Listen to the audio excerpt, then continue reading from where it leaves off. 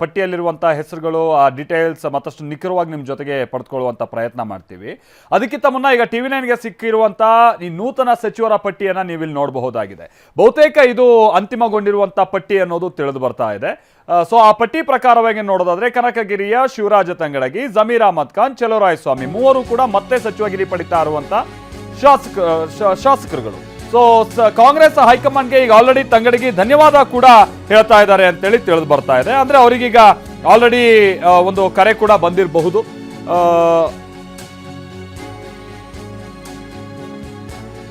ನಿರೀಕ್ಷೆ ಇತ್ತು ನಿಮಗೆ? ಅಂದ್ರೆ ಮೊದಲು ಸ್ಟಾರ್ಟಿಂಗ್ ಅಲ್ಲೇನೆ ಸಿದ್ದರಾಮಯ್ಯ ಕ್ಯಾಬಿನೆಟ್ ಅಲ್ಲೇ ಒಂದು ಅವಕಾಶ ಸಿಗುತ್ತೆ ಅಂತ ಹೇಳಿ ತಡವಾಯ್ತಾ ಹೇಗೆ?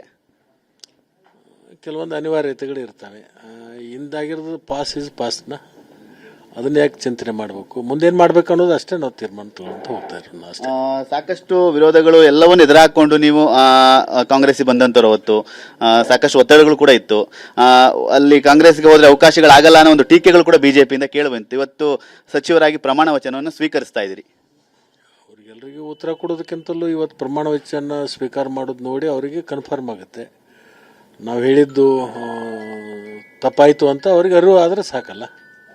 ಅಂದ್ರೆ ಈಗಷ್ಟೇ ಮುಖ್ಯಮಂತ್ರಿಗಳ ಕರೆ ಬಂದಿತ್ತು ಸರ್, ಹೇಗೆ ಹೇಗೆ ಸರ್? ಜಸ್ಟ್ ಈಗ 1-2 ನಿಮಿಷದ ಹಿಂದೆನೆ ಬಂದಿರೋದು. ಓಕೆ, 2 ನಿಮಿಷದ ಹಿಂದೆನೆ ಬಂತು. ಫಸ್ಟ್ ರಿಯಾಕ್ಷನ್ ನಿಮ್ಮ ಕಡೆನೂ ಕೊಡ್ತಾ ಇದ್ದೀನಿ TV9ದಲ್ಲೇ. Thank you. ಖುಷಿ ಇದೆ ಸರ್. ಏನಂತ ಹೇಳಿದ್ರು? ಲಕ್ಷ್ಮಣ ಸವದಿ ಅವರಿಗೂ ಕೂಡ ಈ ಬಾರಿ ಸಚಿವಗಿರಿ ಸಿಗುವಂಥದ್ದು ನಿಕ್ಕಿಯಾಗಿದೆ.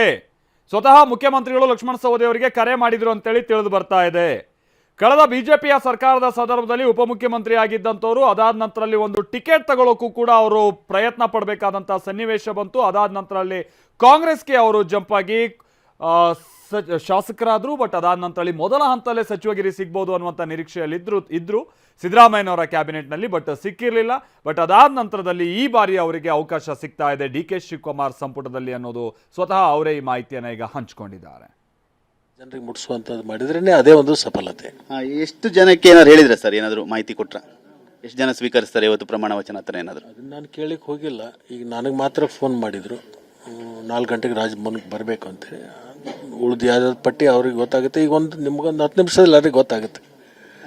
ಅಧಿಕೃತ ಪಟ್ಟಿ ರಿಲೀಸ್ ಆದ್ಮೇಲೆ ಯಾರು ನಿಮಗೆಲ್ರಿಗೂ ಮನವರಿಕೆ ಆಗುತ್ತೆ. ಒಂದು ನಿರೀಕ್ಷೆ ಇತ್ತು ಹಾಗಾದ್ರೆ, ಹಾಗೆ ಆಗತ್ತೆ ಅನ್ನೋ ನಿರೀಕ್ಷೆ ಇತ್ತು, ಒಂದು ವಿಶ್ವಾಸ ಇತ್ತು ಹಾಗಾದ್ರೆ? ನನಗೆ ರಾಷ್ಟ್ರೀಯ ಅನೇಕ ನಾಯಕರು, ಮುಖ್ಯಮಂತ್ರಿಗಳು ಭಾಳ ದೃಢವಾಗಿ ನನಗೆ ಹೇಳಿರ್ತಕ್ಕಂಥದ್ದಿತ್ತು. ಈ ಸರಿ ನನ್ನ ಜೊತೆಗೆ ನೀನು ಇರಬೇಕು, ನನ್ನ ಜೊತೆಗೆ ಕೆಲಸ ಮಾಡಬೇಕು, ನೀವು ಕೂಡಿ ಒಟ್ಟಿಗೆ 28ಕ್ಕೆ ಪುನಃ ಸರ್ಕಾರ ತರೋಣ ಅಂತಕ್ಕಂಥದ್ದನ್ನು ನನಗೆ ಭಾಳ ಸಾರಿ ಹೇಳಿರ್ತಕ್ಕಂಥದ್ದಿದೆ. ಅವರು ಕೊಟ್ಟ ಮಾತಿನಂತೆ ನಡ್ಕೊಂಡಿರ್ತಕ್ಕಂಥ ನಮ್ಮ ನಾಯಕರು ಇವತ್ತು DK ಶಿವಕುಮಾರ್ ಅಂತ ಹೇಳಿ ನಾನು ಹೆಮ್ಮೆಯಿಂದ ಹೇಳ್ಕೊಳ್ಳಿಕ್ಕೆ ಬಯಸ್ತೀನಿ. DK ಶಿವಕುಮಾರ್ ಅವರ ಸಚಿವ ಸಂಪುಟದಲ್ಲಿ ವಿಸ್ತರಣೆ ಮಾಡಲಿಕ್ಕೆ ಖುಷಿ ಇದೆಯಾ? ಸಂಪುಟದಲ್ಲಿ ಕೆಲಸ ಮಾಡಲಿಕ್ಕೆ ಎಷ್ಟು ಖುಷಿ ಇದೆ, ಮತ್ತೆ ಏನೆಲ್ಲ ನಿರೀಕ್ಷೆಗಳಿದೆ ಅಂತ ಹೇಳಿ? ಇಲಾಖೆ ಕೊಟ್ಟ ಮೇಲೆ ಯಾವ ಇಲಾಖೆ ಕೊಡ್ತಾರೆ ಅದ್ರ ಮೇಲೆ ಏನು ಮಾಡಬೇಕು ಅಂತಕ್ಕಂಥದ್ದು ನಿರೀಕ್ಷೆ ಮತ್ತು ವಿಷನ್ಗಳನ್ನು ಇಟ್ಕೊಂಡು ಹೋಗ್ಬೇಕಾಗತ್ತೆ. ಇಲಾಖೆ ವಹಿಸಿದ ಮೇಲೆ ಅದ್ರ ಬಗ್ಗೆ ನಾನು ರಿಯಾಕ್ಷನ್ ಮಾಡ್ತೀನಿ. ಸೌದಿ ಅವರು ಯಾವ ಇಲಾಖೆ ಮೇಲೆ ಒಂದಷ್ಟು ಒಲವು ಹೊಂದಿದೆ? ಯಾಕೆ ನೀವು ಕೂಡ ಸಹಕಾರ ಕ್ಷೇತ್ರದಿಂದ ಬಂದಂತವರು, ಆ ಸಹಕಾರ ಕ್ಷೇತ್ರದ ಮೇಲೆ ಒಲವು ಇದೆಯಲ್ಲ, ಯಾವುದೇ ಕೊಟ್ಟರು ಓಕೆ ನಾನು ನಿಭಾಯಿಸ್ತೀನಿ ಅನ್ನೋದು ವಿಶ್ವಾಸ ಇದೆಯಾ?